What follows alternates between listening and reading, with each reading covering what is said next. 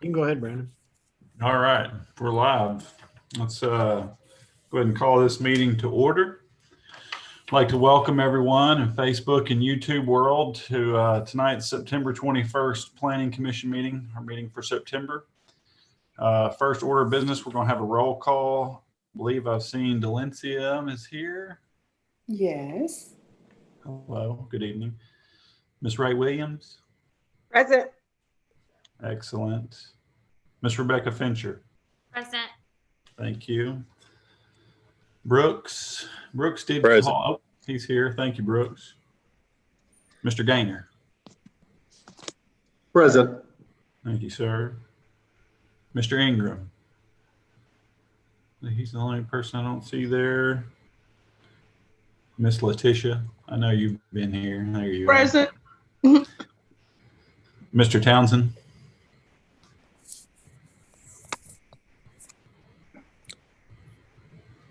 I see his headshot, but I don't get any video. Present. Thank you, sir. And Miss Tucker. Yes, sir. I'm here. Great to have all of you this evening. I have everyone here except for Mr. Ingram, so we have a quorum. First order of business for tonight is approval of the minutes from our last meeting, which was August 17th. Any corrections or amendments to those meeting minutes? Move to approve. Second. Thank you, Ms. Fincher, and a second by Brian. All those in favor? Aye. Aye. Any opposed? All right, let's get down to business. First couple of items on tonight's agenda for the subdivision review. Our first item 1A, request for preliminary plat approval of Ivy Place subdivision. I believe we have Mr. Levi to walk us through this request. Yes, the applicant is requesting preliminary approval of a 93-lot subdivision located just west of the intersection of Favre and South Donaghy. The proposed lots range from 9,500 square feet to approximately 33,000 square feet, consistent with the lot requirements of the R1 zoning district. The subdivision has two access points from Favre Lane, with the proposed lots being accessed by a new internal street network.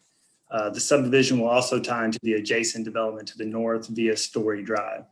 One waiver was requested from the subdivision regulations, and that is the applicant's requested approval of 11 double frontage lots.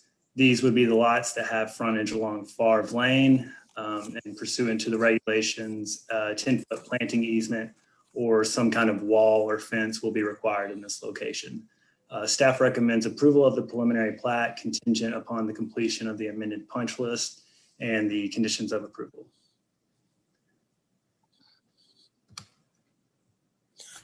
Thank you, Levi.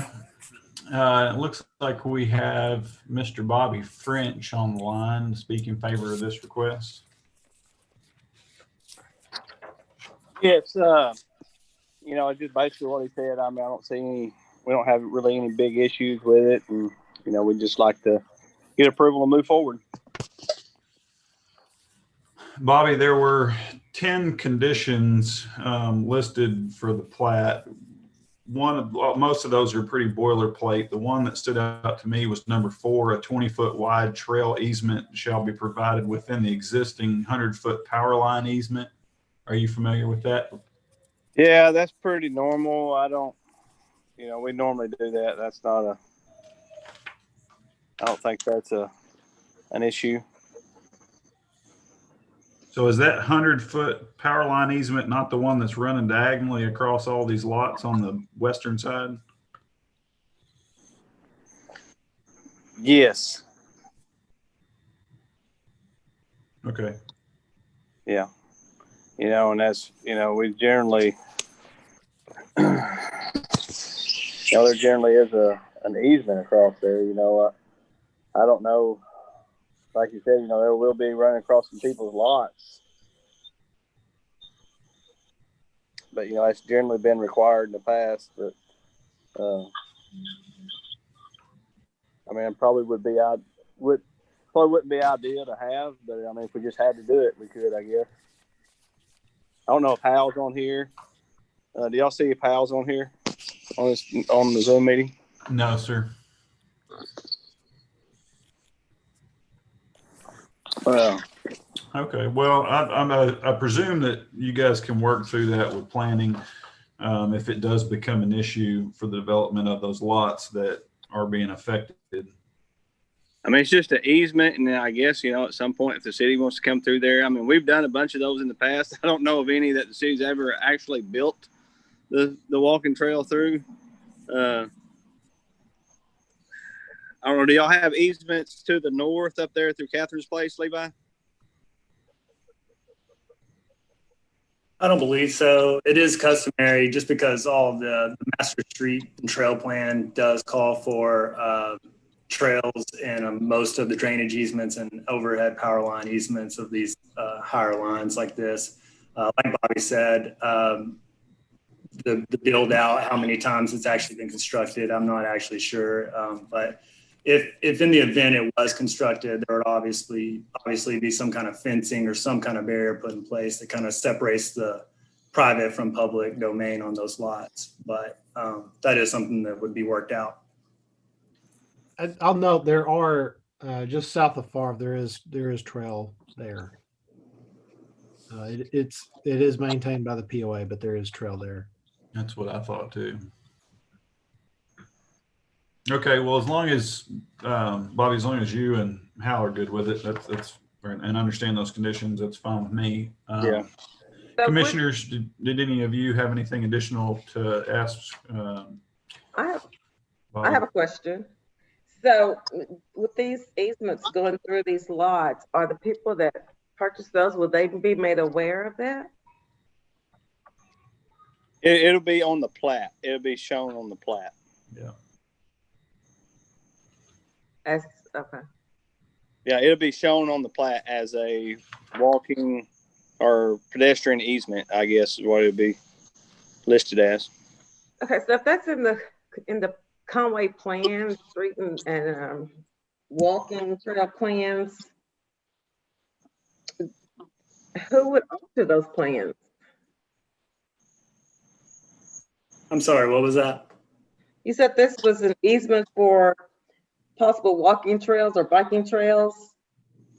Who needs to alter the plans since houses are going to be built there?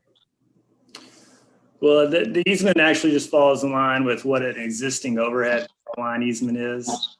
So the plans don't really need to be altered. The lots are already laid out in such a way that they can be developed by avoiding that easement. Okay. All right, thank you. You're welcome. Okay. Any other questions for Mr. French? Okay, James, did we have any other commentary? Anybody in favor or in opposition to this request? But these don't require public hearing. Oh, that's true. Okay. Yeah, we're not even in our public How hearing. big All are right. these Well, homes? I'm sorry, Ray, what was that? Oh, I was just asking the size of the homes in this subdivision. They'll probably be 2,000 or 3,000 square feet, probably, somewhere. They'll be similar to Catherine's place. Okay, thanks.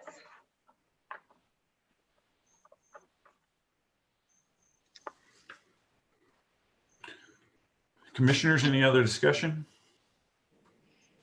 No other discussion. I'll make a motion to approve this preliminary plat approval for Ivy Place subdivision with all of the stated conditions and the corrections needed on the plat. I'll second that. All right, we got a motion from Delencia and a second from Brooks. All those in favor? Aye. Aye. Aye. Aye. Aye as well. Motion passes unanimously. Move on to our second request for subdivision committee tonight, which is the request for preliminary plat approval at Orchard Hill subdivision phase 2. Mr. Levi. You're muted.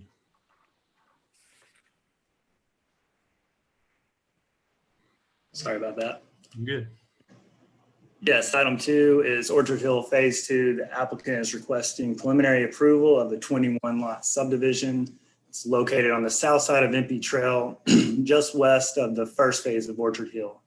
The property is currently unzoned and is located outside the city limits. However, it does lie within the planning area boundary, which is why it's before you tonight. The proposed lots range from about a little over a half acre to 2 acres, which exceeds the lot requirements of the properties outside the city limits. The development will take access from Impey Trail, and the proposed lots will be accessed by a new internal street. The subdivision regulations exempt projects from outside the city limits that qualify as large lot subdivisions from sidewalk requirements. Pursuant to those requirements, this development does meet that criteria. One waiver has been requested as a part of the subdivision, and that is the approval of 9 double frontage lots. These are the lots that front Impey Trail and the new internal street. Pursuant to the regulations, a 10-foot planting easement or wall will be required in this location. Staff recommends approval of the plat contingent upon the completion of the amended punch list and the associated conditions of approval. And I'm happy to answer any questions.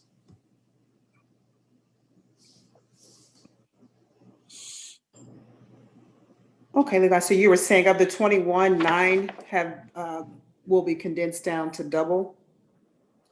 Or I guess that would take it to. So you're saying there will be 9, the creation of 9 double frontage lots of the 21 that were originally planned? No, out of that 21 lots, 9 will have double frontage. 9, okay, got it. We'll have street frontage on 2 sides of them. On the front and back. Okay, got it. Okay, thank you. Brandon, Yeah, you're looks muted. like 1 through 7, 18 and 19.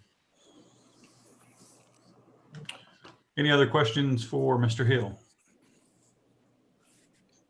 Mr. Shaw, would you have anything to add? Well, thank you. Can you hear me fine? I'm having trouble with my audio here. Yes, sir. We hear you loud and clear. Yes, so we are asking for that waiver. Those lots will be 250 to 300 feet deep, and we don't have a problem with an easement across the back for shrubs or planters or whatever. Within the subdivision, we're going to require, as we did in Orchard Hill Phase 1, it'll be metal or steel fencing. No, there won't be any wooden fencing, so I'm anticipating people will fence their back of their lot off, but we don't have a problem with the requirement that there be no entrance off Impey Trail except through the main entrance. The homes in this area will be 3,000 square foot minimum, except for perhaps lots 1 and is that 18, the 2 entrance lots. They're a little smaller, and I might drop those down to 2,800 or 2,750. But of these lots that are platted, we have existing contracts of purchase, assuming we get it built, on 8 of them already. So we're getting a warm response. I just need to move on with it a little bit faster. It's me, not y'all.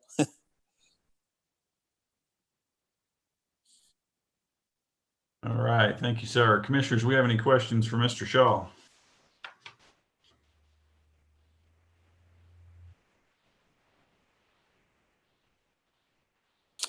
I might add, if you will allow me to finish, these streets dead end at the point where they are.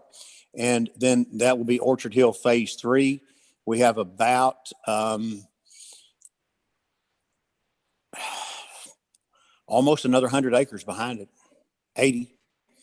between 80 and 100 acres behind this that we will develop in phases as we go through.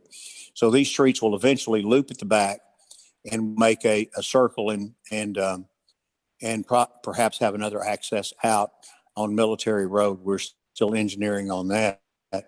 But this is only Phase 2, and there's phases 3, 4, and 5 pending.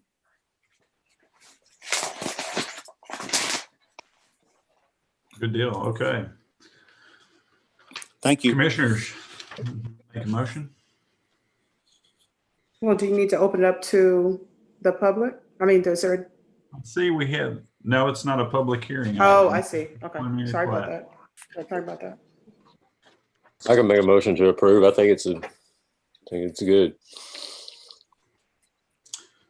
I'll go ahead and, I'll second with all the conditions, Yes. the non-conditions. Thank you, Ann. So I have a motion from Brooks and a second from Ann. All those in favor? Aye. Aye. Aye as well. Any opposed? All right, motion passes unanimously. Good luck with your development, Mr. Shaw. Thank you for your time and concern. I appreciate it very much. Thank Have you. a good evening. Thank you. You too. thank you. Okay, now we can jump into our public hearing session. Let's move to item 2A, request to annex 29 plus acres, East German Lane, south of Lower Ridge Road. I believe Ms. Skeeto is going to be walking us through this request this evening. Yes. The applicant is requesting to annex about 29 acres, as you said. It's located at the southeast corner of the intersection of Lower Ridge Road and East German Lane. They are proposing 16.7 acres to be zoned A1 with the remaining 12.3 acres to be zoned R1, and staff does concur with the proposal. It's likely the R1 portion will be developed as single family, though no subdivision plat has been submitted for review yet. Utilities are available, though water and sewer extensions will be required prior to development. The site will be served by both Lower Ridge Road and East German Lane, which are both city maintained streets, though they are both open ditch. All departments and reviewing agencies recommend approval of the annexation. And there is, as you can see in the middle photo there at the top, there's one single family home, which I don't know, but I guess will remain. There's a collection of accessory structures and another single family home at closer to East German Lane, which given their condition will be removed.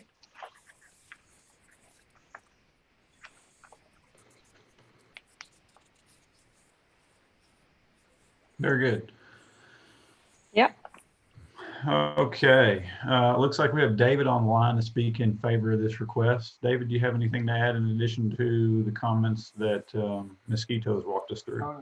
Oh no, I'm just still on here. Okay. Do we have anyone else to speak in favor of this request? Any opposed? Mr. Chairman, we didn't get any comments. Okay, great. All right, well, let's bring it back into commission for discussion. Just a question on page 11 of our booklet. What do the red dotted lines mean? That is the current boundary of the city. So to the like the area there, Blake Lane, Victory Lane to the west there, that is all property that's within the city limits currently. Okay, but the little red outline, that's not in city limits?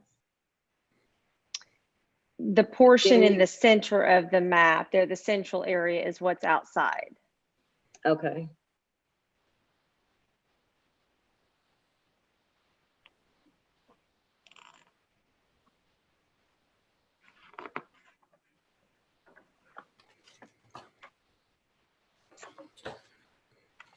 Any other discussion?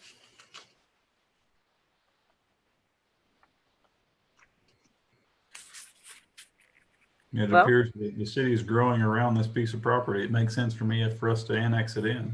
yep. So I make a motion that we approve the annexation of Second. the, Oh, go ahead, Ray. I'm sorry. I was just gonna say, of the location at southeast corner of intersection of Blue Ridge Road and Eastern Lane. Thank you, Ray. So we have a motion on the floor from Ray and a second from Delencia. All those in favor to approve this request for annexation? Aye. Aye. Aye. Aye as well. Any opposed? Any abstentions? Very good. Motion passes unanimously. I believe that is all of our items on agendas for this evening, unless there was anything else anybody would like to add. If there's no further business, Mr. Chairman, I make a motion to, Second. So moved. Thank you everyone for joining this evening. Thank you. thank you. Have Have a nice good weekend. night.